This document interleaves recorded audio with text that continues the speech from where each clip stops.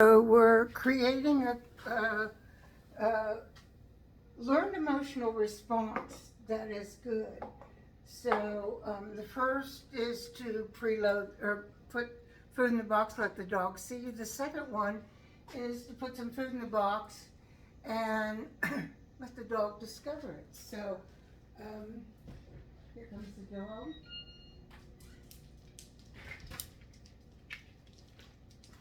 Good, yeah.